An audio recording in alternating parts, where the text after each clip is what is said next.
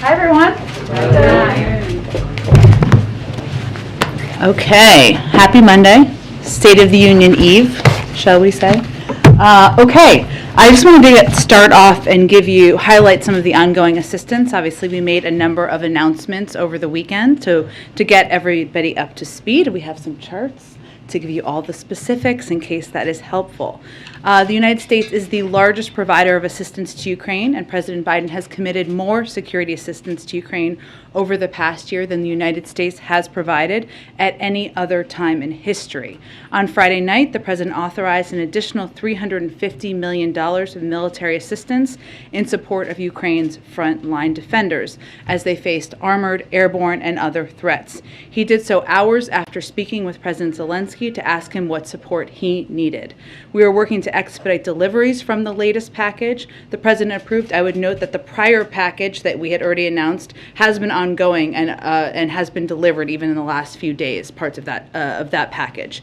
We expect equipment to start arriving within the next couple of days from this package. That brought the total security assistance we've approved for Ukraine to $1 billion over the past year. It is the third time the President has expedited emergency security assistance for Ukraine's defense in recent months using the presidential drawdown authority. We're also working with NATO allies to facilitate the transfer of U.S.-made equipment from their inventories to Ukraine.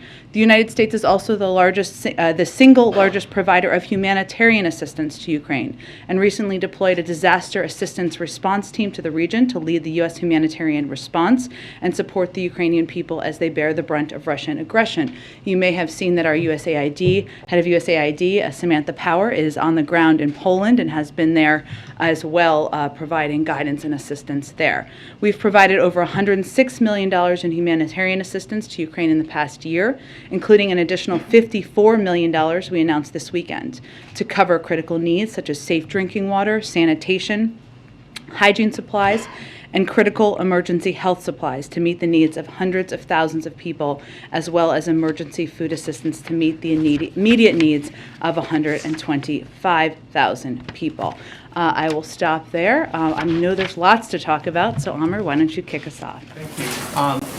In light of President Putin putting Russia's nuclear forces into special combat readiness, has the United States changed its nuclear posture?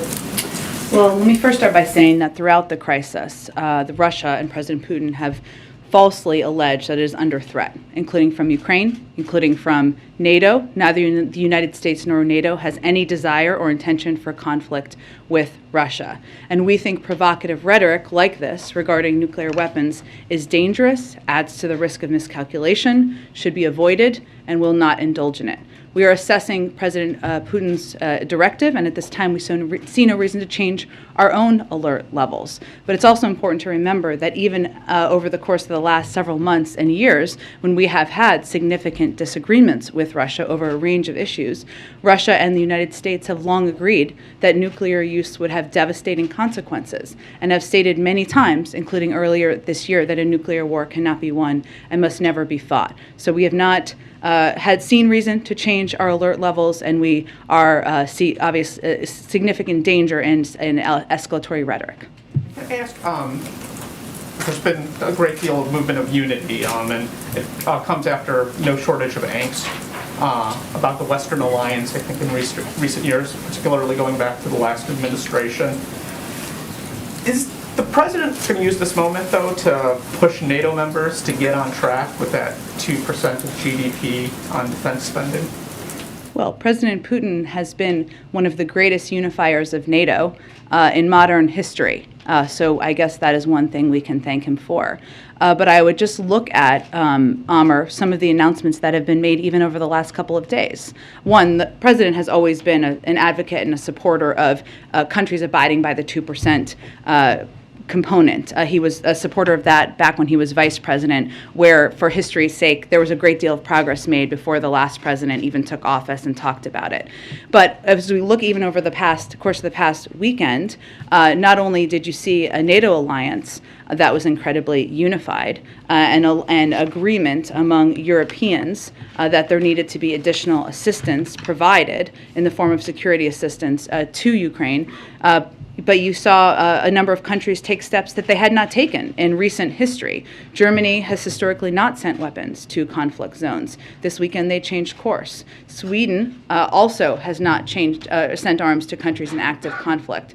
That changed this weekend. Finland also changed course. Not all NATO members, of course, but the point is what you're looking at here is a unified Europe, a unified West, a unified NATO who are standing up to the aggression and the invasion led by President Putin. If I could just quickly follow up on that, we've also seen some signs and responses beyond sanctions to isolate Russia. I think FIFA and I'm sorry, I'm not a soccer fan, I think it's FIFA, if I pronounce it, and the IOC have taken action to put pressure. Can that type of pressure, is it sustainable in the long term, given the economic pressures, the longer this crisis goes on?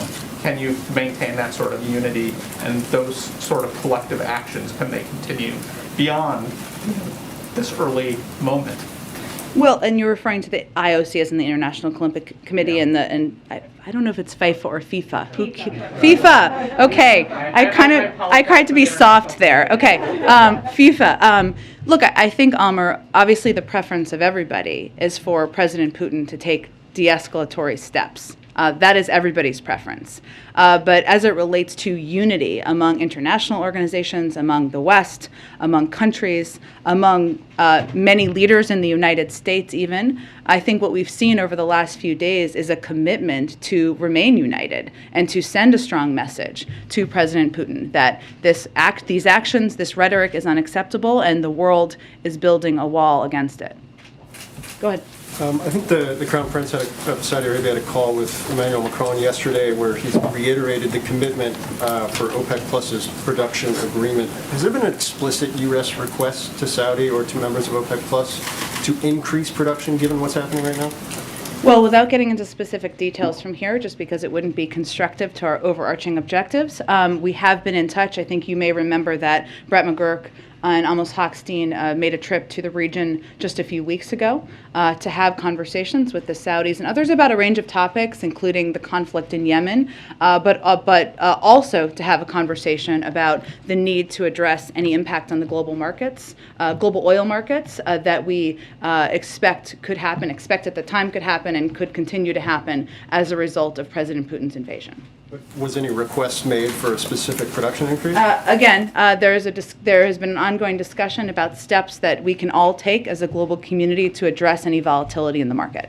And then given, I think, the speed and scale of the ramp up on the sanction side of things over the course of the last 72 hours, does the U.S., European allies have a threshold for which they view if you cross this, it would be viewed as an act of war by President Putin? As in, how do you calibrate your actions in terms of response and what may be coming back? Well, he's already in a war, committed an act of war, invaded a sovereign country. For NATO countries or EU? Oh, you mean for NATO countries to act further in terms of further military steps or further sanctions? If you game out, game out what a response would be, given the scale of the sanctions package that was unveiled, is there a line that if we do this sanction or if we go this far, then that would for sure draw a response directly towards the U.S. or towards the EU from Russia? Well, if you look at the significance of the steps we've taken to date, including the announcements over the weekend about cutting off major financial banks in Russia from the SWIFT banking system, we have continued to escalate and build in close coordination and alignment with the Europeans. Unity is a top principle for President Biden as we take steps forward. That doesn't happen on its own. It doesn't happen by accident. It happens as a result of a lot of conversations, diplomacy, and hours by the president and others on his national security team behind the scenes. But the other piece, just to get to the core of your question, that we very much weigh is maximizing the impact on President Putin, the Russian elite, the economy, while minimizing it on the global markets and the American people. So as we look at steps to take, I mean, even if you look at the impact on the energy sector, you know, we have taken steps. We have not taken some steps on energy sanctions. in part because we weigh that. That doesn't mean they're off the table. They remain on the table. But Europeans, for example, are very concerned about further price spikes on gas in particular. Their prices have gone up 335% over the last year and 26% over the last 5 days. So sanctioning energy would affect Russia's income stream. Certainly that would be a reason to do it, but it would also have extreme consequences on the world energy markets, particularly for our allies in Europe. So I use that as an example because we have to weigh all of the factors as we weigh whether to take additional steps. We have additional steps we could take, but we consider all of those factors as we make determinations. And the last one, just real quick, is the Biden administration considering following what the EU and Canada did and barring Russian flights from the U.S. at any point? I don't have anything to update you on that front at this point in time. There are obviously a range of options that remain on the table. So it's not off the table, but I don't have anything to announce and no decision made. Jen, you spoke about a little bit about the sanctions that were announced over the weekend on Russia's central bank. How long does the U.S. Anticipate keeping them in place? I mean, is there sort of a time frame there? Perhaps you spoke about Russia considering de-escalatory tactics, or maybe announcing a ceasefire, or Is there sort of a broad time frame that the U.S. is thinking about? Well, let's hope that's the discussion we're having. Obviously, right now, President Putin is continuing to take escalatory steps. So we're not at that point of having that discussion. We hope that's one that we will be a part of. Okay, so for the time being, there is sort of no discussion on perhaps putting an end to the sanctions that have been put in place. Well, I mean, President Putin and the Russian military is moving toward the capital of Ukraine. And there are hundreds of thousands of refugees leaving the country because he has invaded a sovereign country. So, no, I would not say we're talking about reducing sanctions at this point in time. And sorry, one quick question on President Zelensky saying he wants to be a member of the European Union. We did see some comments come in from the EU over the weekend saying they are a part of us. However, this morning there were some conflicting comments again from the EU saying, there are sort of discussions among EU members about, whether such a decision can be made. What is the U.S. Position on Ukraine joining the EU? It's up to the European Union. We're not a member of the European Union, as you know. If they did consider taking Ukraine in, would you support that? It's up to the European Union to make that decision. There's a process, and of course we support the aspirations of any country to join any organization and the decision of that organization to make a decision. President Zelensky is urging President Biden and NATO to impose this no-fly zone. You've said that this would significantly escalate the situation. So just to be clear, is this a no-go for right now, or is this completely off the table, something that you would not consider? Well, the president has been very clear that he is not intending to send U.S. troops to fight a war with Russia. And I think what's important to note here is that is essentially what this would be a step toward, because a no-fly zone would require implementation. It would require deploying U.S. military to enforce which would be a direct conflict, potentially a direct conflict, and potentially a war with Russia, which is something we are not planning to be a part of. And on Vladimir Putin, you've said you're not going to assess his mental state, but the president has said he knows Putin well. They've talked a few times over the last several weeks and months. Has the president himself noticed or commented on any change that he's picked up on in Putin's demeanor or tone? I don't have anything, any more assessment about the president's view of President Putin's mental acuity to state from here.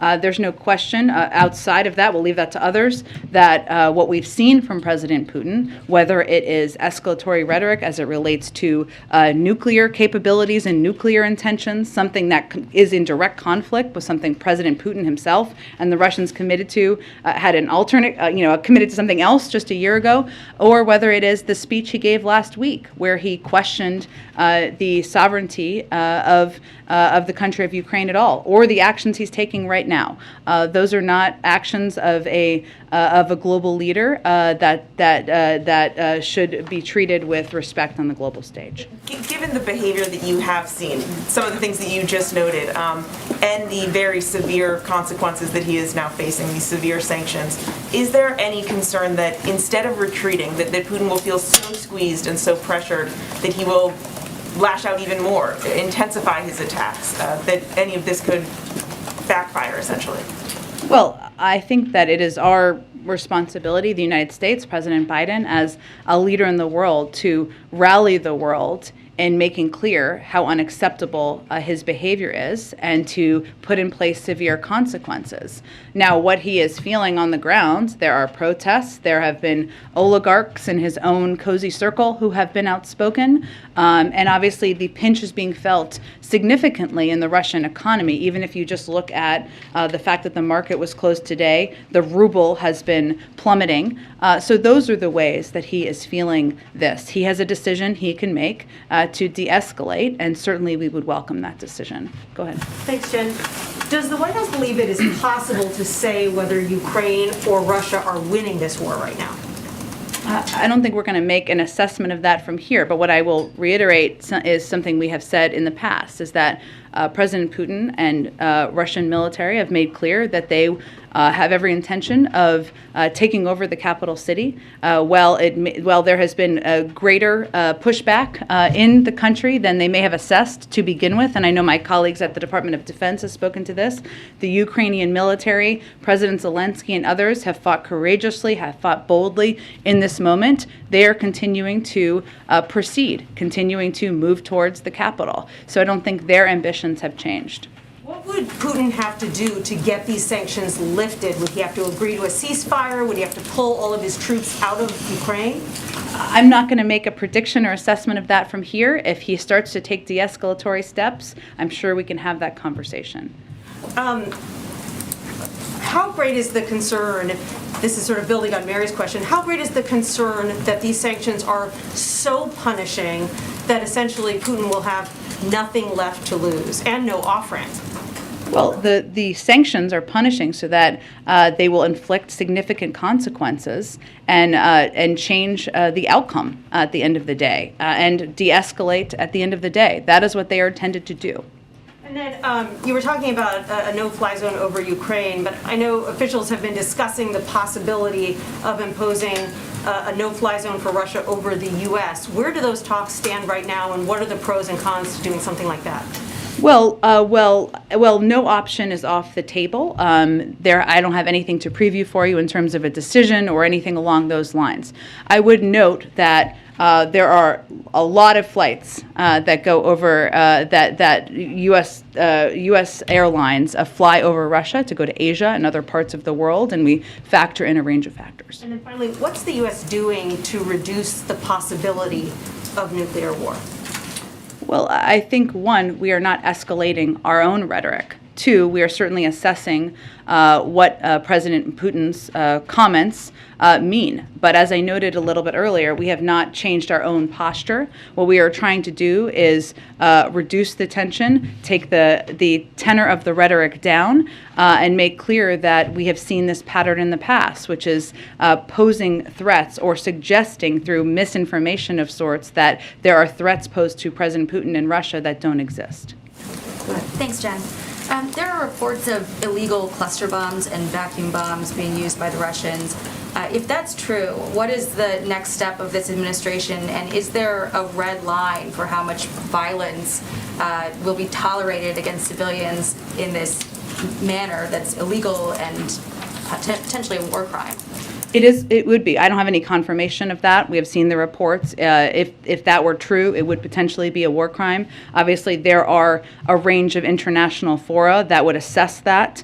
So certainly we would look to that to be a part of that conversation. And then the new aid that you just laid out at the beginning here, the Post reported over the weekend that this aid will not include stingers, that it would likely come in a future batch of aid. What is the reason for that? I'm not going to get into specifics of what is in the military package. It is a combination of ground and airborne defense capabilities, and obviously we have provided those in the past, but I'm not going to have more details to outline for you from here. You mentioned that this next batch is going to be coming in the next few days. Why so long? I mean, days doesn't sound like a long time to us, but the package that we had already announced continues to be delivered. So we have expedited the plans for delivery of this new package. And then on the nuclear rhetoric we've been hearing from Putin, does this influence at all the upcoming nuclear policy review? in terms of how our relationship with, look, I would think it's a good question, Jackie, but I would say what's important for people to note, and this is why I noted it a little bit earlier, is that even at moments where we had huge tension with President Putin and Russia around the 2016 election, around invasion of Georgia, around their prior invasion of Ukraine, it was agreed that escalatory rhetoric around nuclear ambitions was dangerous. And that was something we committed to with Russia not to pursue. So, I think for right now, we're going to remind the global community of those commitments. And on that same note, does this administration trust Russia to be an honest broker in the talks with Iran right now? Well, I think it's not about trust in any of these negotiations or discussions. It's about verifying and then trusting later, including with the Iranians. But the Russians have been in the past a part of the P5+1 negotiations. They're a part of it now. I would just convey that it is in everyone's interest to have an understanding and visibility into Iran's capacity to acquire a nuclear weapon. There's no question about that. So at this point, we're just continuing to hope to make progress on that agreement. And then after all of this, what is the stance of the U.S. and buying Russian gas at this point? At this point, are we ready to pledge not to buy any more Russian gas? Well, as you know, it's really. Let me give you actually kind of an update on this because I think there's been a little confusion. One moment.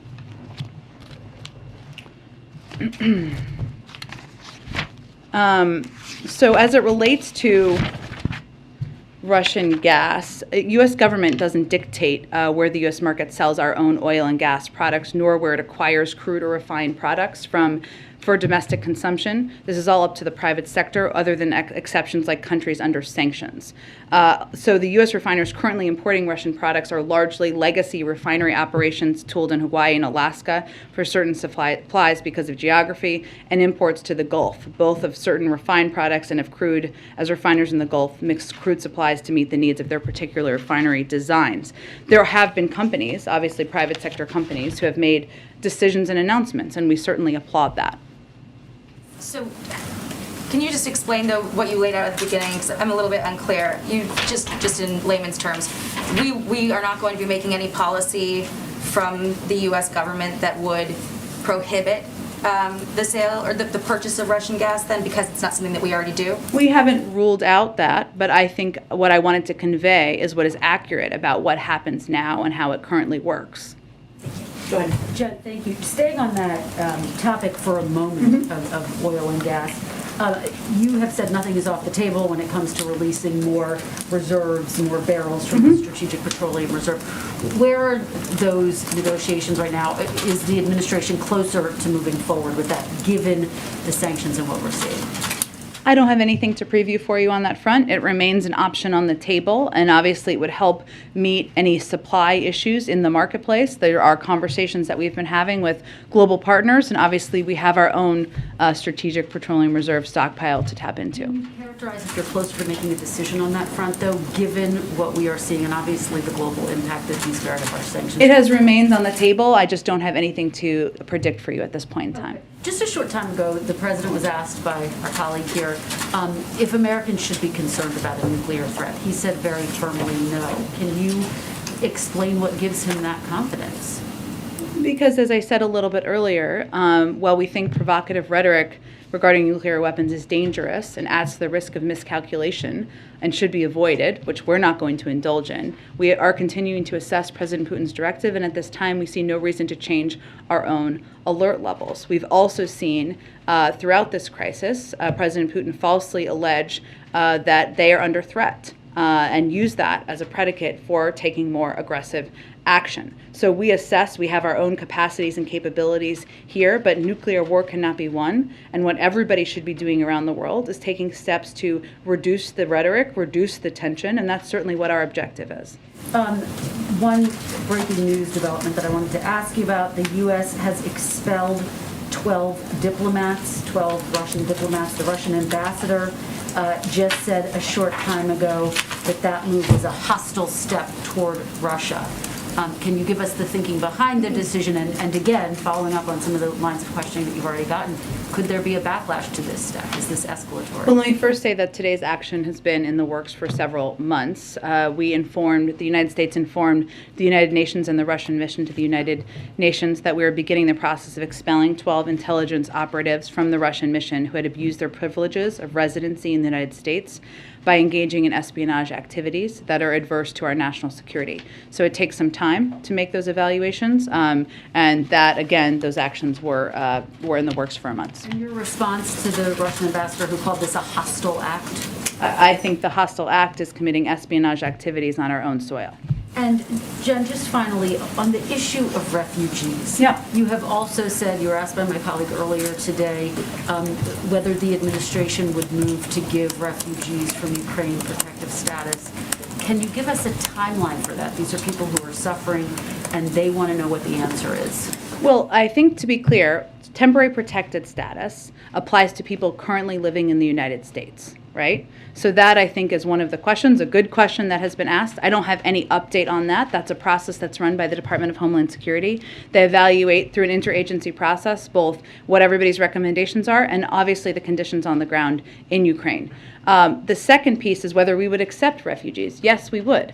But I think it's important to note that the vast majority of refugees are going to want, in our assessment and through discussion with refugee agencies, with other countries in the region, will want to be in Europe, in neighboring countries, many of whom have already conveyed very clearly that they will welcome refugees in. Many of them have family members there, many have work there. So we are also coordinating and supporting those efforts as well. Go ahead. Thank you, Jen. The U.S. has authorized the departure of non-emergency employees and diplomats relative from the embassy in Moscow. How confident is the administration that the U.S. embassy in Moscow can remain open in the long term? Well, I can't make an assessment of that. That's something the State Department looks at and assesses. Obviously, our embassies and consulates around the world play an incredibly important role in communicating with American citizens who are in a country, but also with the Russian people. And so that is something. That's why we have diplomatic, consulates and around the world, including in Russia. There are also decisions that are made for a range of reasons. The State Department could outline it more specifically for you, including temporary departure. It's something that has happened around the world for many, many decades for a variety of reasons. I would, give you an example of just a couple of years ago in Turkey, there was ordered departure, right? Then diplomats return. That's obviously the objective, but it really depends on the conditions on the ground.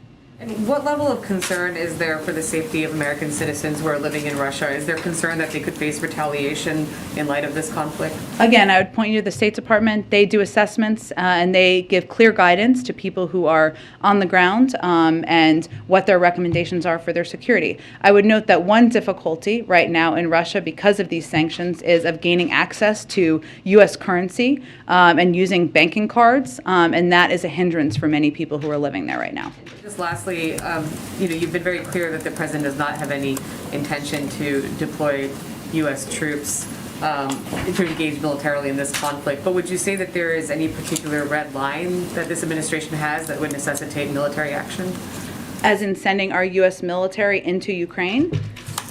The president has no plans to send U.S. military to fight a war in Ukraine against Russia. Go ahead. Can you share any details about what came out of the president's secure call with other allied nations this afternoon? Sure. I know we were working on a readout, which we will get to you shortly after the briefing. It's been a bit of a busy day, so let me venture to get that to you. The purpose of this call was for the president to have an opportunity to continue to engage with other leaders about what we're seeing on the ground, the range of assistance we're providing, the financial sanctions and economic consequences steps we're taking, and ensure we remain closely coordinated. But I will see if there's more details we can get you. And then administration officials earlier today had a background briefing with reporters about the State of the Union coming up. Can you tell us a little bit more? We understood from the call that the president will be addressing elements of the Build Back Better plan when it comes to things like childcare and paid family leave. And officials talked about how those things, if implemented, will lower costs for families, but they were hesitant to use the word inflation or say whether that would be addressed directly in the president's speech. So can you say whether the president will be addressing any new policies, not necessarily new domestic programs, but policies that would address inflation directly? Well, first let me say the president will absolutely use the word inflation tomorrow, and he will talk about inflation in his speech. Of course, that is a huge issue on the minds of Americans. Now, one thing to note is one of the best, most important steps that the Senate could take is to confirm his slate of eminently qualified nominees to fill out the Federal Reserve Board, given they have a very important role as it relates to inflation. But I think what you will hear the president talk about, and I think this is what they were talking about on this call, is how we're going to address costs for the American people and lower costs. And we talk a lot about inflation in here. Economists talk about inflation. The Federal Reserve talks about inflation. Hugely important. How people experience it is what it means for their pocketbooks, for their budgets, for their bank accounts, and how they're paying for things. And that's why a lot of what you're going to hear about tomorrow as he talks about it is how he's going to reduce costs. Now, the Build Back, parts of his agenda that he has talked about significantly a lot over the course of the last several months, lowering costs for child care, lowering costs for elder care, lowering costs for prescription drugs, those are not done yet. So he will reiterate his call for Congress to move forward on those. But I would also note that in the speech, he's going to make clear that one of the best ways to lower costs over the long run is to increase the productive capacity of our economy, to make more things in America with more American workers contributing and earning a good living. He's going to describe the emerging manufacturing comeback with American companies betting on America again because of the administration's commitment to domestic industrial revitalization and technological development. He will also explain that we can also lower costs by promoting fair competition in the U.S. economy, and there are new steps to lower, and he will talk about steps to lower consumer prices and level the playing field for American businesses and ocean shipping, and new steps to protect seniors and other nursing home residents by cracking down on unsafe nursing homes. And he's also going to talk about, reflect on one of the strongest labor market recoveries in American history, and make clear that it's important to continue to take steps to eliminate barriers to good-paying jobs for workers across America. So I would expect that you will hear a lot, the American people will hear a lot about how he's going to lower their costs, how he's going to continue to build a strong economy over the long term. Follow up on what you were saying about addressing lowering costs for families. The president has been encouraging Congress to pass at least elements or his entire Build Back Better agenda for months. Congress has been negotiating for months. What gives the president any confidence that this time around things would be more likely to pass, given that we are just months out from midterm elections? Because there is strong support across the country for lowering costs for prescription drugs. It's incredibly popular. Who wants to pay more for prescription drugs? I don't know why that gets to be a Democratic idea, but we're happy to own that one. Or for lowering the cost of child care, for lowering the cost of elder care and health care. There's also strong support for those items and those priorities and those good ideas in the Senate among Senate Democrats. So he's going to keep pressing to get it done, and he thinks the American people want us to get it done. Go ahead. Thank you, Jen. Sure. First, just on Ukraine. Yeah. Over the past 72 hours or so, there have been a series of announcements that have come on aiding Ukraine or punishing Russia. But it has appeared that Europe has taken the lead on many of these announcements, and I can go through a few of them if you want. But the brunt of my question is, I know whether you can explain whether there's a deliberate strategy right now in this moment to have Europeans and European nations and European leaders being the ones out front on punishing Russia or supporting Ukraine. Well, I would say first that the SWIFT banking system is a European system. So in terms of the steps that would be taken, it would be only natural for those steps to be taken or announced by them. It is something we have clearly been long open to, but I just wanted to state that from the beginning. I would also say that the president in the United States has been leading this effort around the world and building this coalition, which includes many countries in Europe, but also many from other parts of the world, in standing up to President Putin and standing up to the aggression and the invasion of Ukraine. And so all of this coordinated action did not happen by accident. It wouldn't have happened without the president's efforts, the president's time he spent on diplomacy, the time of our national security team, the order of announcements, and how that has gone. I would not overread into that, because we would not be here had the president not been leading this effort around the world for months. I think you just saw, over the weekend in particular, this sort of onslaught of news and sort of changing posture in Europe, and the president was not present at all in the sort of, living rooms of the American people. We were seeing newscasts of these vacuum bombs and whatnot, but no sort of visual image of the president doing the kind of behind-the-scenes leadership that you just described. And I do wonder if that is on purpose or if that just happens to be the way the schedule worked. Well, the president was at a memorial service for a family member yesterday, and he was with the family on Saturday. And so that was his priority this weekend, or one of his priorities this weekend.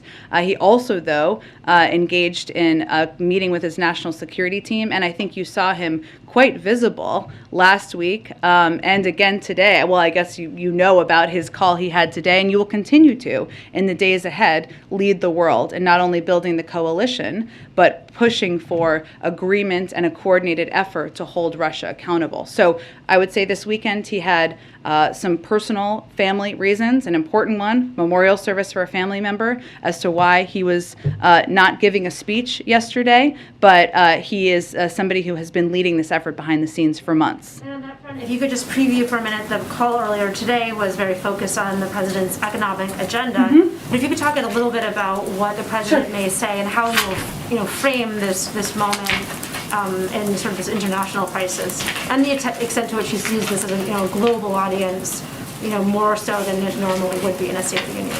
Sure. Well, first I would say that there's no question that this speech is a little different than it would have been just a few months ago. And there's always national security in every State of the Union speech, but every State of the Union speech also reflects a moment of time.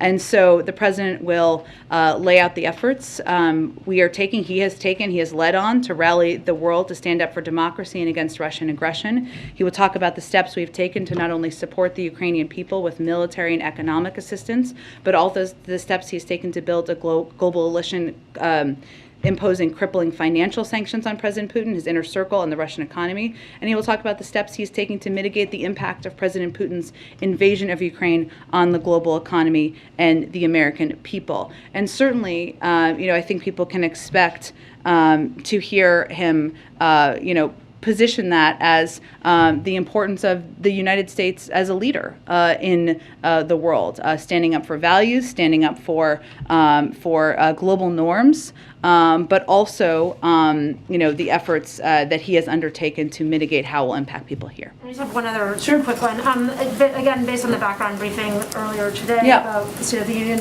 focused on the economy and various programs that the president wants Congress to push. Could you characterize what percentage of the programs that the president will talk about are just sort of repackaged parts of Build Back Better, like chunks that he wants to see the Congress pass, versus like brand new ideas that he's introducing for the first time tomorrow night? Well, here's what I will tell you, having been through a few State of the Unions in the past, and I know you have as well. They don't get longer, they get shorter. Nobody wants a 2 or 3 hour State of the Union. I don't think anyone in here does. So I just don't want to preview more at this point in time. You can certainly expect to hear him talk about some call on Congress to send bills to his desk that deliver progress on ideas that have historically been supported by Democrats and Republicans. Some of those are economic, and some of those are in other areas that could just impact and help communities across the country. And you will certainly hear him call, as you touched on, for a continued effort, a redoubling of the effort to move forward on steps that will reduce costs for the American people in these key areas of childcare, healthcare, prescription drugs. So stay tuned for tomorrow. tomorrow night, but we have a lot of hours between the speech, and I'm sure we'll have more previews between now and then. Thanks, Jen. Just staying on the State of the Union Yeah. topic, can you talk a little bit about what it would look like in terms of masking, or what you expect it could look like in terms of masking? Specifically, is the president, will he walk in, shake hands? Will he be wearing a mask when he walks in? Well, he will certainly not be wearing a mask when he's speaking. I have not talked to him yet about whether he's going to wear a mask when he's walking down the aisle, but it has been announced, I think, that it's not required, and certainly he will abide by that, but I will see if there's more. We can report out to you on that later today. Was it important to the president that masks come off before the State of the Union? Is there a message that he hopes to send with that news? Well, I would say the president is very powerful, but he couldn't make us be in the green zone that we're in right now in D.C. That's why we are not required. We're not going to be required to wear masks starting tomorrow. So I would say that for him, it had nothing to do with the timing around the State of the Union. He wanted to give the CDC the time to assess and make recommendations that would be clear to the American public about what their recommendations would be for mask wearing moving forward. Can I ask one question about the Ukraine, on Belarus? Yeah. Can you talk about the Belarus situation and aiding Russia? Are there additional actions that the United States is considering? Just speaking of SWIFT, there's been some reports that Europe is considering or looking at kicking Belarus out of SWIFT. Is that something, is the United States part of those discussions? Does it support that type of action against Belarus? I don't have anything to predict on that front at this point in time, but what I will say is we've already taken steps to put in place sanctions on some leaders in Belarus, some of the military components. Certainly we could build on that, but I don't have anything to predict at this point in time, but we certainly are a part of those discussions. Go ahead. Thanks. One of the topics, I know you don't want to get into stuff that might be cut, but you guys have said many times that the Chinese have at least tacitly supported Putin's moves into Ukraine. Is the president going to call out the Chinese for that behavior, or President Xi Jinping, or what you guys have been trying to get the Chinese to do on helping with Ukraine or helping with Russia on this crisis? Is he going to mention that at all? I would say this speech is more about the unity of the vast majority of the global community in standing up against President Putin. It's more about American leadership in this moment. And it's more about even unity here and standing up against the aggression of President Putin into Ukraine. I would say on the Chinese, what we've said generally is that it's important at this moment for any country to be vocal and speaking out against the actions of President Putin and Russian leaders in this moment. What we have seen from the Chinese last weekend, or I guess the weekend before that, at the Munich Security Conference, they reiterated their support for the territorial integrity and sovereignty of Ukraine. We saw them abstain from the UN Security Council vote. But, this is not a moment to be on the sidelines. This is a moment to be vocal, and this is a moment to think about where you are in history. But I think the speech for everyone's and to expectation for tomorrow is more about laying out efforts to the American people that the United States has undertaken to rally the world for democracy and against Russian aggression. But you are in general pushing the Chinese to be less on the sidelines and not trying to have it both ways, basically, by being vocal. Again, they have implemented the sanctions. If they don't do that, then we obviously have steps we can take. We are encouraging every country to continue to be vocal and more vocal as it relates to Russia's aggression and invasion of Ukraine. Go ahead. Oh, go ahead. Go. One more, just breaking news. Yeah. The Prime Minister of Canada, Justin Trudeau, just announced that the Canadians would unilaterally ban Russian crude oil imports. I know you just talked a lot about how you're taking into account how this will impact the Europeans, but is there something you would just do unilaterally, not as a coordinated effort?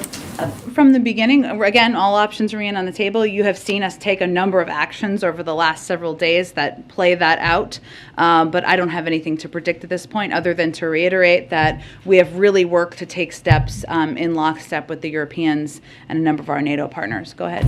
Thanks, Jen. On Friday, you said this is not a moment where diplomacy feels appropriate. The French president talked Putin hours ago. So have the discussions between the Russian and Ukrainian delegations changed, or how are they influencing President Biden's stance on having leader-to-leader discussions? We're a few days out from that. Nothing has changed in terms of this president's assessment of having a conversation or engagement with President Putin. As we said before, we're not ruling it out ever. It just is not the appropriate moment or the moment for the United States president to have a conversation with the president of a country invading a sovereign country. That's our view. Other countries make their own decisions. In terms of the engagements or discussion between the Ukrainians and the Russians, I'd really point you to the Ukrainians to get more of a readout from that. There have been reports that those will continue. I would point you to them to confirm whether that is the case, and I expect we will be in touch with the Ukrainians as we are nearly every day. At the beginning, you kind of outlined all of the support being given, not just by the United States, but other countries who typically have not done so. But I wonder if the administration has any concerns about how President Putin will use that as an excuse to escalate and possibly attack NATO allies, considering his warnings about the West getting involved in this crisis. Well, I think it's important to step back and remember who the aggressor is here. The aggressor is President Putin. The aggressor is the Russian military at the direction of President Putin into a sovereign country.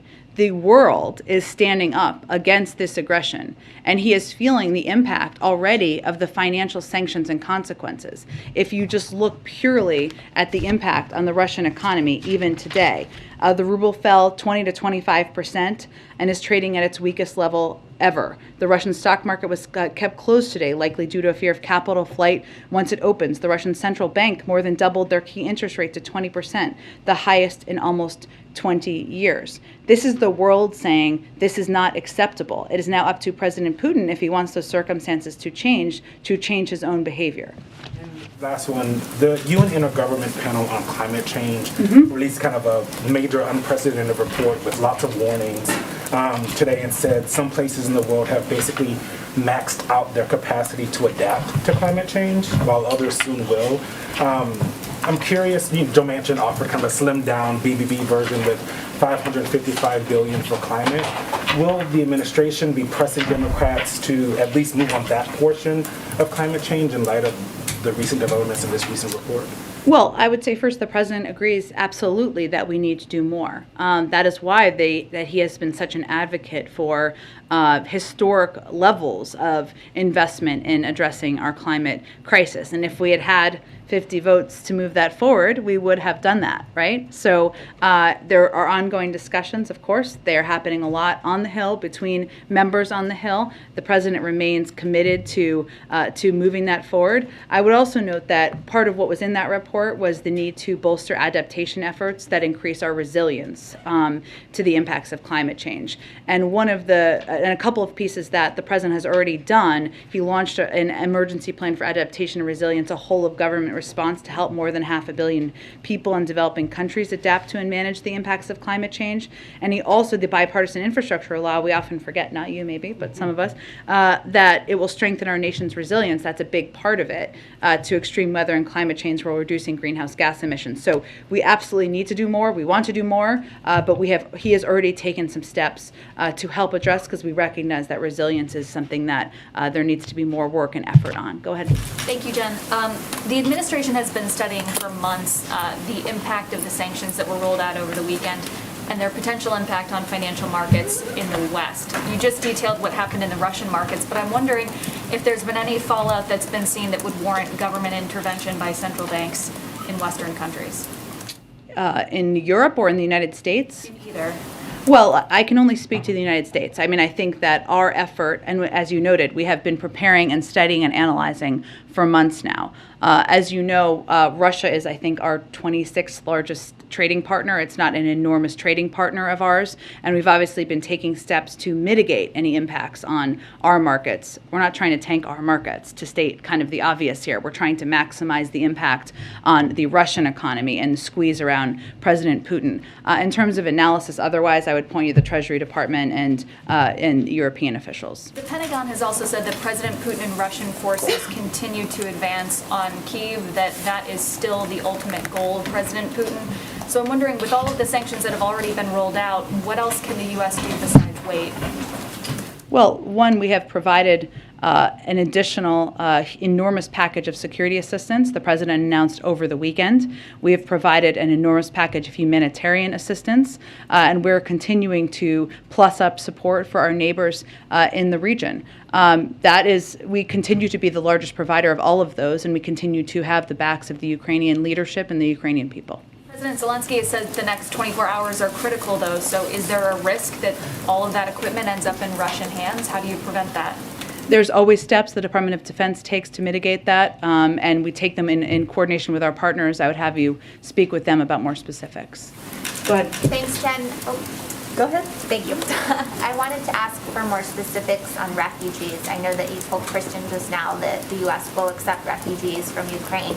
Do you have a specific number of refugees, and how would you determine that? Well, I would first note that we continue to believe that the vast majority will go to Europe. And so this is different from other conflicts where that has not been the likely outcome.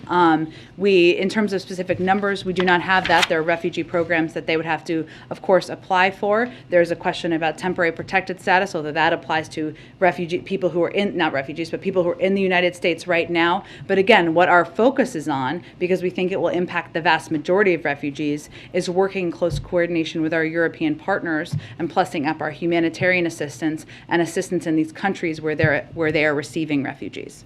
I also wanted to ask about voting. Texas has an election coming up, and they're beginning to have people who vote by mail, their ballots being rejected. I know this administration has been very vocal about new voting laws that it disagrees with.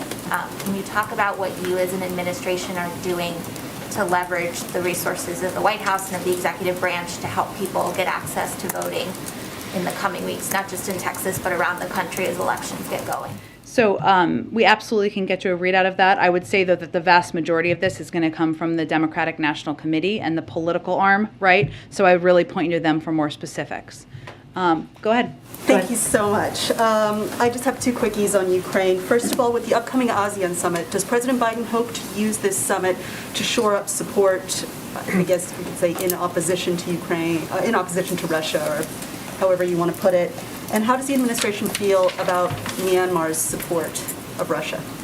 Well, I think for any country, what our message is that it's important to think about where you want to stand on the side of history, and that is how you'll be judged moving forward. And obviously, we are encouraging every country who has not been condemning the actions of Russia to change course.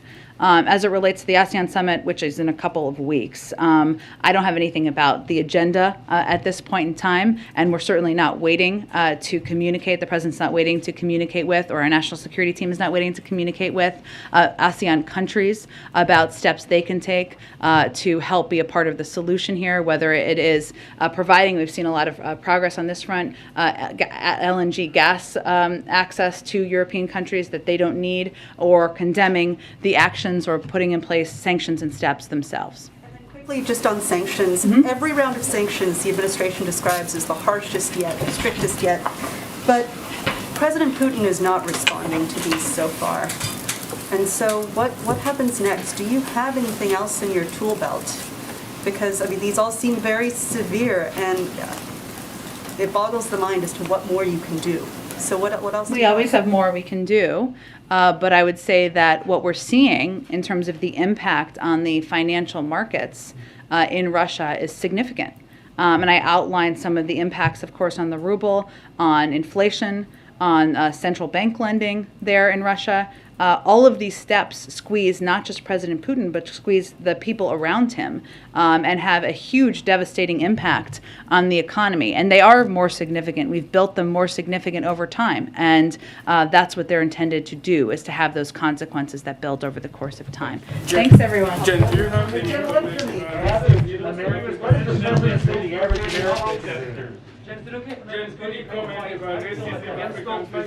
I will see you all tomorrow. Thank you, everyone, very much. Thank you. All right, folks, thank you so much for joining us here at Golden State Times for the White House press briefing. If you guys enjoyed our coverage, make sure you guys click the thumbs up button. If you're new to the channel, we encourage you to subscribe and click that notification bell. as we're going to continue our coverage both here on YouTube and on our website, goldenstatetimes.com. Again, that's www.goldenstatetimes.com for more coverage on everything that is going on at the White House, in Congress, all over the place, all over the world, especially with the Russia-Ukraine conflict and everything else in between on our website, goldenstatetimes.com. Again, that's www.goldenstatetimes.com.